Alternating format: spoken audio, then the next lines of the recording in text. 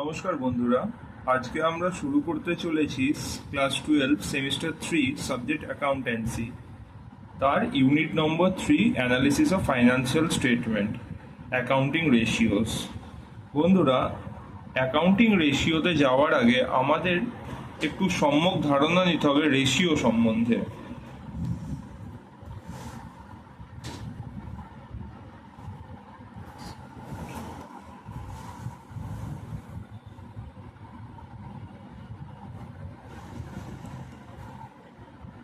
Ratio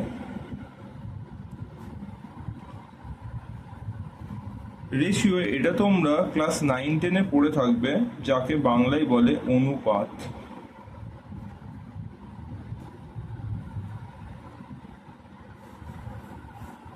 এর অর্থ কি?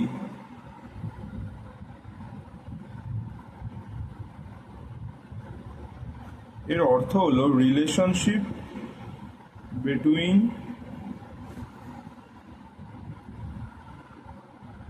টু আইটেমস, অর্থাৎ দুটো আইটেমের যে সম্বন্ধ তাকে আমরা রেশিও বলে থাকি। আমরা রেশিওকে কেমনভাবে প্রকাশ করতে পারি? ধরে নাও 2:3, এই ইজ টু সাইনের মাধ্যমে আমরা রেশিওকে ম্যাথামেটিক্যালি লিখে থাকি। এটিকে ইজ টু বলা হয় বা এটিকে অনুপাত বাংলায় বা রেশিও বলা হয়। ঠিক আছে,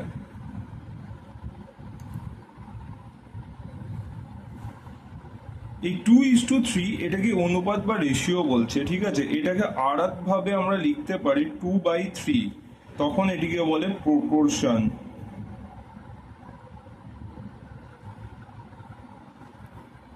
অথবা যদি আমরা এটিকে ভাগ করে নিই তবে আমরা পাবো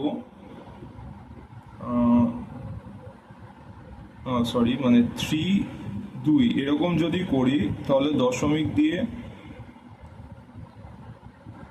6, 18, 2, আবার দেখো 6, 6 এরকম চলে আসবে।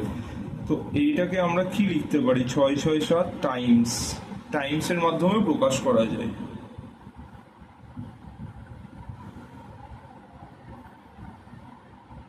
এছাড়া এটিকে আমরা 6.7%ও লিখতে পারি। অর্থাৎ রেশিওকে আমরা কিভাবে লিখতে পারি? রেশিওকে 2:3-তে লিখতে পারি, 2/3-তে লিখতে পারি, 0.666 লিখতে পারি, বা 66.7% লিখতে পারি। তো এই হলো রেশিও। এবার আমাদের সিলেবাসে কি রয়েছে একটু জেনে নিতে হবে।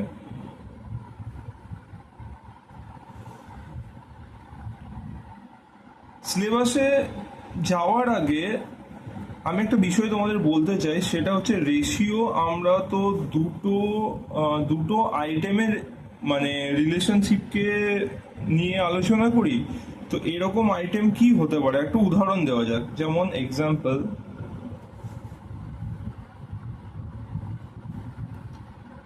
ধরে নাও আমি ট্রেডিং অ্যান্ড প্রফিট অ্যান্ড লসের কোনো আইটেম এক সাইডে রাখছি, অন্য সাইডে আবার ট্রেডিং অ্যান্ড প্রফিট অ্যান্ড লসেরই রাখছি। কি হতে পারে? ধরো আমি একটা নিলাম গ্রস প্রফিট, অন্য ধারে নিলাম সেলস। এটাকে বলা হয় জিপি রেশিও বা গ্রস প্রফিট রেশিও। এটি কেমন ভাবে আসে? GP gross profit by sales into 100। তো যে আইটেম বলছিলাম না, যে দুটো রিলেশনশিপ বিটুইন টু আইটেম, এখানে দুটো আইটেম কি হলো? একটা হলো গ্রস প্রফিট, একটা হলো সেলস, নিয়ে হলো জিপি রেশিও। এমনই ভাবে আমরা নিতে পারি trading and profit and loss থেকে একটা আইটেম নিলাম, আর ব্যালেন্স শিট থেকে একটা আইটেম নিলাম। ধরো trading and profit and loss থেকে আমরা সেলসকে নিলাম, এবং ব্যালেন্স শিট থেকে আমরা অ্যাসেটস বা টোটাল অ্যাসেটস নিলাম, মানে অ্যাসেট সাইডের যোগফল, মানে ব্যালেন্স শিটের টোটাল আর কি। ঠিক আছে, এর মাধ্যমে আমরা যে রেশিওটি পাবো সেটি হলো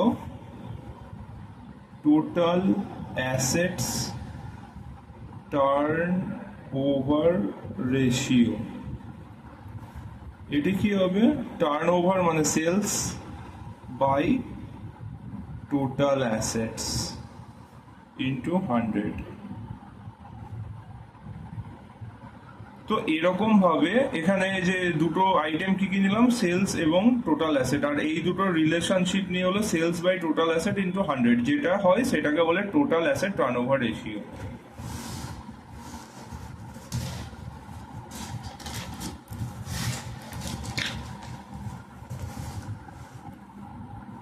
এবার আরো একটা বিষয় নেওয়া যাক, ধরা যাক এবার প্রথমে আমরা কি নিয়েছিলাম, ট্রেডিং অ্যান্ড পিএল, তারপরে নিলাম trading and PL and balance sheet, এবার নিচ্ছি balance sheet and balance sheet.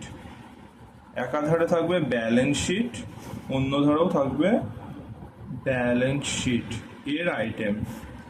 ধরে নাও এর একটা আইটেম নিলাম কারেন্ট অ্যাসেটস, ব্যালেন্স শিটে কারেন্ট অ্যাসেটস থাকে আমরা সকলেই জানি, আর একদিকে নিলাম কারেন্ট লাইবিলিটিস। ঠিক আছে, তাহলে এর যে অনুপাতটা হবে, অর্থাৎ current assets by current liabilities, এটিকে আমরা বলি কারেন্ট রেশিও।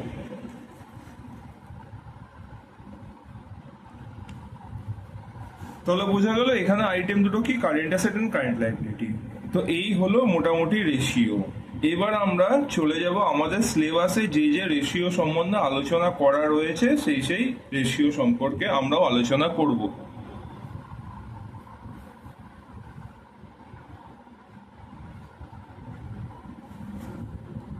প্রথমেই আমাদের দেখো সিলেবাসে ব্রডলি 4টে রেশিওতে ভাগ করা রয়েছে, মানে 4টে হেডে রয়েছে, সেইগুলো কি কি আমরা জেনে নিই। প্রথমটা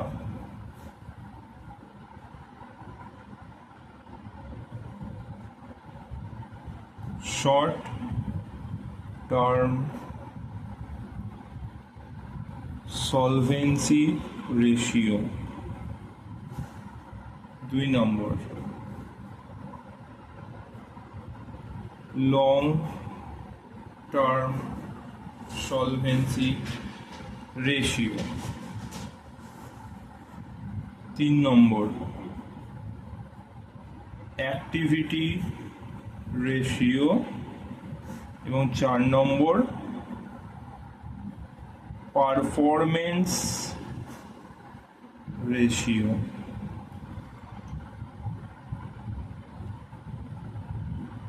ঠিক আছে,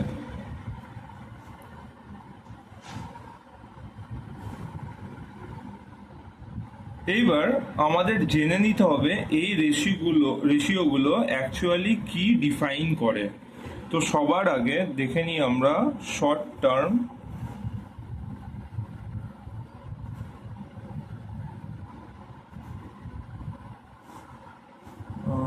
সলভেন্সি রেশিও, এটি কি ডিফাইন করে।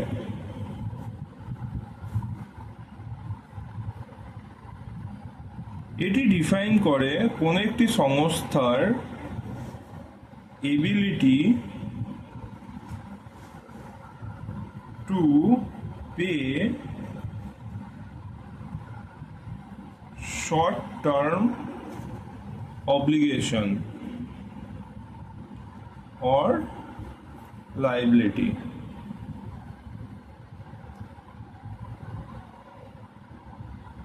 অর্থাৎ কোনো একটি সংস্থা তার শর্ট টার্ম অব্লিগেশন বা শর্ট টার্ম লাইবিলিটিগুলোকে মিট করতে পারছে কি না সেটি আমরা জানতে পারবো শর্ট টার্ম সলভেন্সি রেশিওর মাধ্যমে।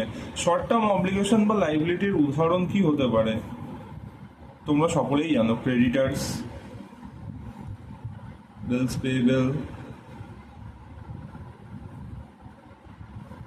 আউটস্ট্যান্ডিং এক্সপেন্সেস,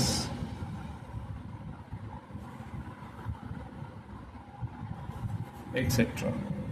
অর্থাৎ শর্ট টার্ম লাইবিলিটিতে যেগুলো আসে সেগুলো সবই শর্ট টার্ম অব্লিগেশন বা লাইবিলিটির মাধ্যমে, এবং এর মাধ্যমেই আমরা জানতে পারবো, মানে এই short term solvency ratio analysis করেই আমরা জানতে পারবো যে কোম্পানি বা সংস্থার শর্ট টার্ম লাইবিলিটি পে করার ক্ষমতা রয়েছে কি নেই।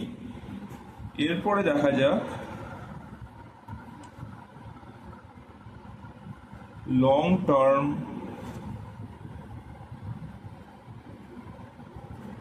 Solvency ratio.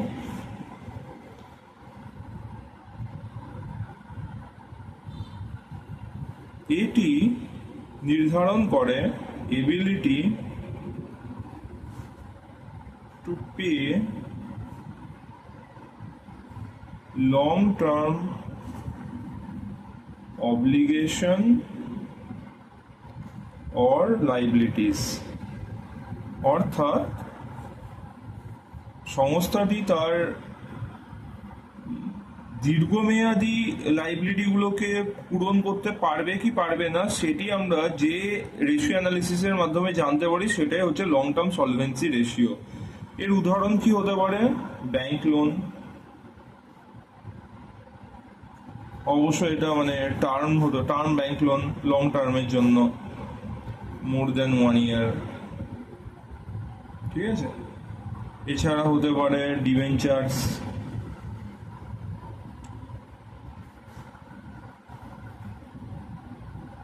এক্সেট্রা।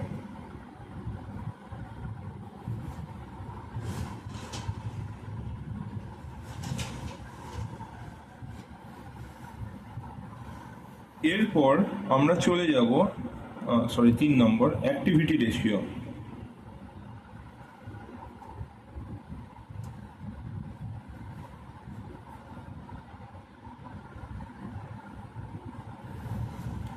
দেখো, ডে টু ডে বিজনেস চালানোর জন্য কিছু খরচ হয়ে থাকে, সেটিকে আমরা ওয়ার্কিং ক্যাপিটাল বলে ডিনোট করে থাকি, ঠিক আছে। তো সেই খরচটা মিট করতে কোম্পানি পারছে কি পারছে না সেটি আমরা যে রেশিওর মাধ্যমে বা কতটা তার ক্ষমতা রয়েছে সেটি আমরা যে রেশিওর মাধ্যমে জানবো সেটি হচ্ছে অ্যাক্টিভিটি রেশিও। তো এটি কি বলে? এটি বলে ওয়ার্কিং ক্যাপিটাল সাইকেল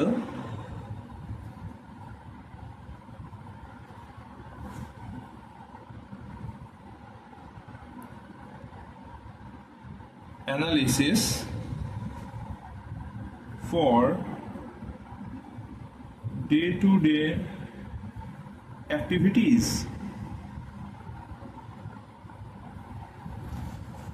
এরপর আচ্ছা, এর উদাহরণ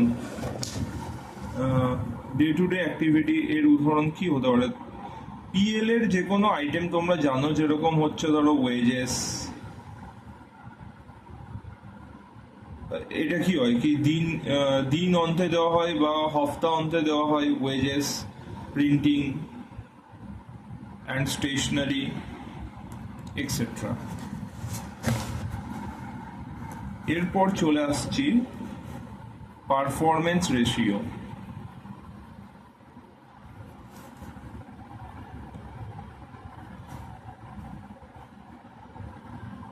পারফরমেন্স রেশিও থেকে আমরা যেটা মানে নাম শুনেই বুঝতে পারি যে কোম্পানির পারফরমেন্স কেমন রয়েছে। আর পারফরমেন্স আমরা কি থেকে ডিরাইভ করি? সাধারণত আমরা প্রফিট, কোম্পানিতে প্রফিট হচ্ছে কি হচ্ছে না সেটা দেখলেই আমরা বুঝতে পারবো, বা সংস্থা, কোম্পানি না হলেও পার্টনারশিপ বা যে কোনো আর কি সংস্থাতে, ব্যবসায়িক প্রতিষ্ঠানে পারফরমেন্সের কি ইন্ডিকেটর হচ্ছে প্রফিট, ঠিক আছে। তো ওই প্রফিট রিলেটেড যে যে রেশিওগুলো রয়েছে সেগুলোই হচ্ছে performance ratio. Ability to earn profit or capital invested।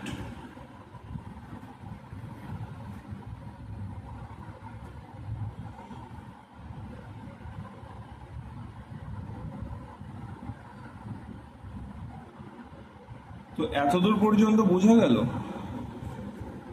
এইবার চলো আমরা দেখে নিই যে রেশিও অ্যানালিসিসের ইউজেস কি কি আছে। Uses of ratio analysis.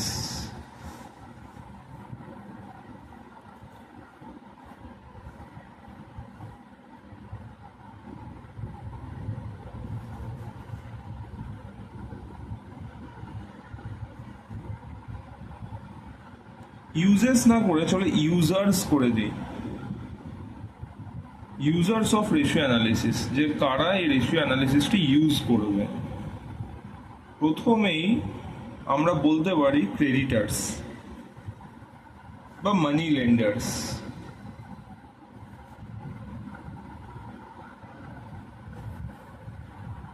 মানি লেন্ডার্স কারা হয়? সাধারণত ব্যাংক আমাদের ধার দিয়ে থাকে, ব্যাংকস প্রোভাইডিং লোনস, তারাই হচ্ছে মানি লেন্ডার।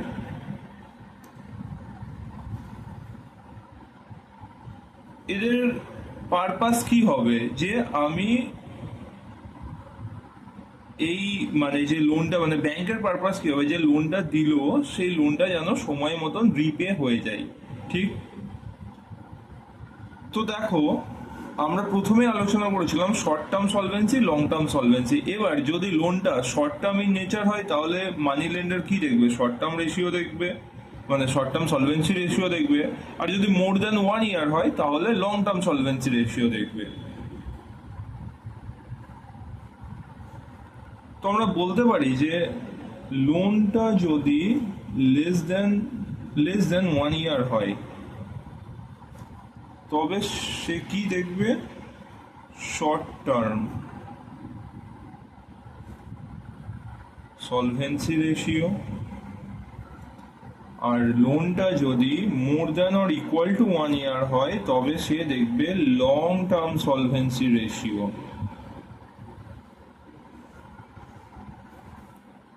দুই নম্বর ইউজার কে হতে পারে?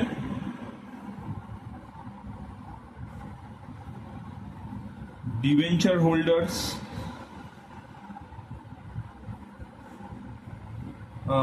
আমি আশা রাখবো যে তোমরা যখন কোম্পানি অ্যাকাউন্টস চ্যাপ্টারটি পড়ছিলে তখন তোমরা শেয়ার ডিবেঞ্চার সম্পর্কে সম্যক ধারণা নিয়ে নিয়েছো। তবু আমি একটু বলে রাখি ডিবেঞ্চার হোল্ডার কারা হয়। ডিবেঞ্চার হোল্ডার হচ্ছে সাধারণত লং টার্ম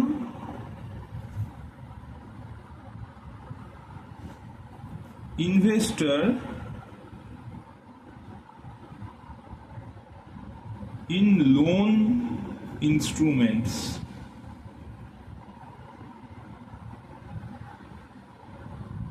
অর্থাৎ কোনো কোম্পানি তার লোন ইনস্ট্রুমেন্ট যখন মার্কেটে নিয়ে আসে তখন সেই ইনস্ট্রুমেন্টে যারা ইনভেস্ট করে সেটি, এবার লোন ইনস্ট্রুমেন্টও হতে পারে, বন্ড হতে পারে, ডিভেঞ্চার হতে পারে। আমি এখানে শুধু ডিভেঞ্চারের কথা বলছি, ঠিক আছে? তো এই যে ডিভেঞ্চার যেটা ইস্যু করে, মানে মার্কেটে অনেক সময় এরকম হয় যে ধরো 1000 ডিভেঞ্চার কোনো কোম্পানি ইস্যু করবে, ঠিক আছে, 8% রেট অফ ইন্টারেস্টে। তো ওটাকে কি বলবে? 1000,8% ডিভেঞ্চার ইন্টু ₹100, ঠিক আছে? তাহলে টোটাল কোম্পানির কাছে কত টাকা আসবে? কোম্পানির কাছে আসবে 1,00,000 টাকা।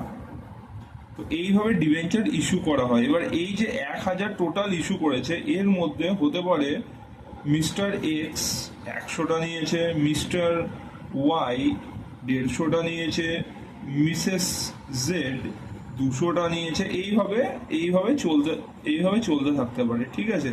তো এদেরকে আমরা বলি ডিভেঞ্চার হোল্ডার্স।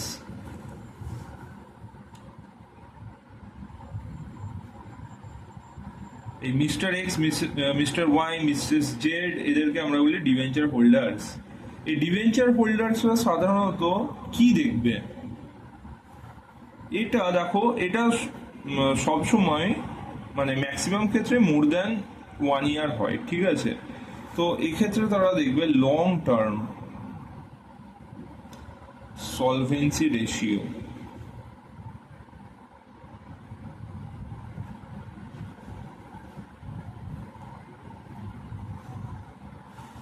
এরপর 3 নম্বর ইউজার কে হতে পারে? ক্রেডিটার্স। ক্রেডিটার্স সাধারণত এক বছরের মধ্যেই হয়, ঠিক আছে। তো এই জন্য এরা যেটা দেখবে সেটা হচ্ছে short term solvency ratio, R day to day business কেমন চলছে সেটা দেখতে পারে অ্যাক্টিভিটি রেশিও। মানে ব্যবসা যদি ঠিক মতন চলে তবেই তো তার পেমেন্টটা ঠিক মতন হবে না। মানে ক্রেডিটার্স কোথায় থেকে মানে উদ্ভূত হয়? Out of purchase. আমরা মাল ধারে নিয়ে এসেছি বলেই ক্রেডিটার্স এসেছে। এবার যদি ব্যবসা যদি ঠিক মতন না চলে আমাদের, তো ক্রেডিটার্স তো চিন্তিত হবেই। তো ওই জন্যই উনি অ্যাক্টিভিটি রেশিওটিও দেখেন শর্ট টার্ম সলভেন্সির সাথে সাথে।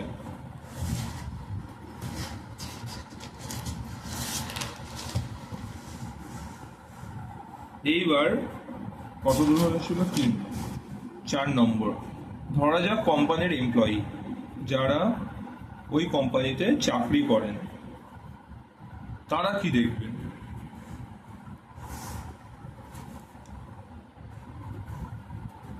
তারা দেখবেন শর্ট টার্ম সলভেন্সি,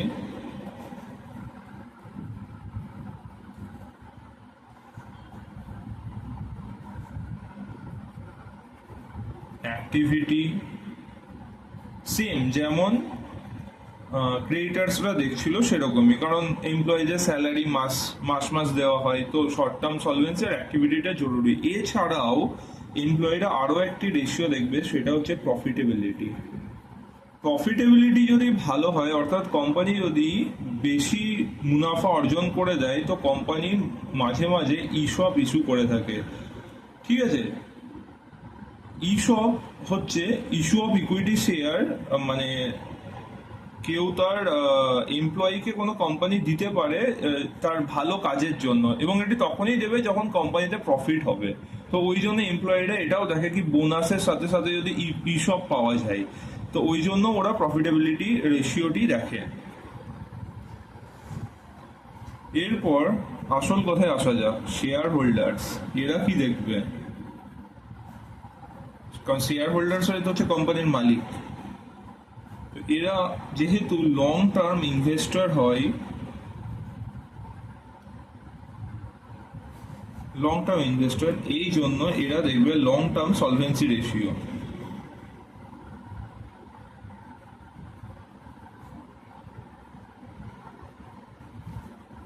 এবং যেহেতু এরা মালিক, সেহেতু এরা প্রফিটের সাথেও, মানে তাদের ইন্টারেস্টটি প্রফিটের সাথেও জুড়ে থাকবে, এই জন্য এরা প্রফিটেবিলিটিও দেখবে, প্রফিটেবিলিটি রেশিও।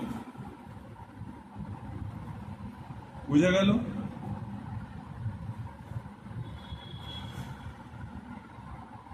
ছয় নম্বর, গভর্নমেন্ট। গভর্নমেন্ট মেনলি কনসার্ন কিসের জন্য হয়? ট্যাক্সেসের জন্য।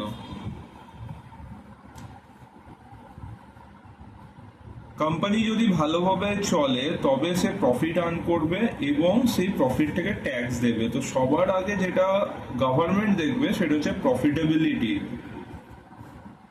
আর লং টার্ম সলভেন্সি, ভবিষ্যতে কোম্পানিটি কেমন চলবে। কারণ আমি বলছি লং টার্ম সলভেন্সি, ধরো এই বছর কোম্পানিতে লস হলো, ঠিক আছে, পরের বছরও লস হলো, তো লস হলে নো ট্যাক্স, ট্যাক্স দিতে হবে না, নো ট্যাক্স।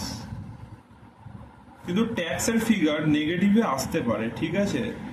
যে বছর প্রফিট হবে সেই বছর এই ফিগারগুলো সেট অফ হয়ে যায়।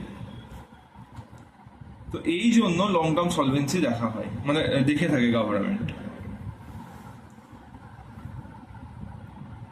7 নম্বর, এছাড়াও আর কারা কারা দেখতে পারে? যেমন ধরো রিসার্চ,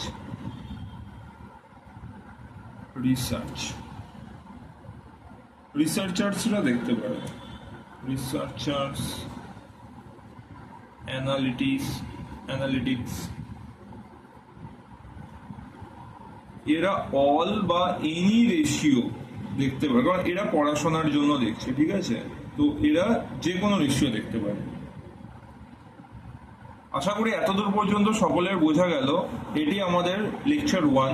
এর পরের দিন লেকচার 2-তে আমরা জানবো, যেটি আলোচনা করব সেটি হচ্ছে বিস্তারিত হবে শর্ট টার্ম সলভেন্সি রেশিও।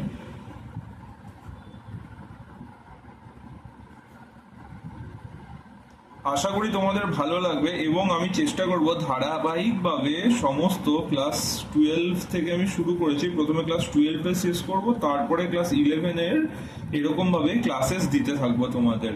যদি তোমাদের মনে হয় যে এটি দেখে তোমরা উপকৃত হচ্ছ, তো অবশ্যই তোমরা দেখতে পারো, চ্যানেলটিকে সাবস্ক্রাইব করতে পারো এবং অবশ্যই একটা লাইক করে দেবে। ঠিক আছে, থ্যাংক ইউ।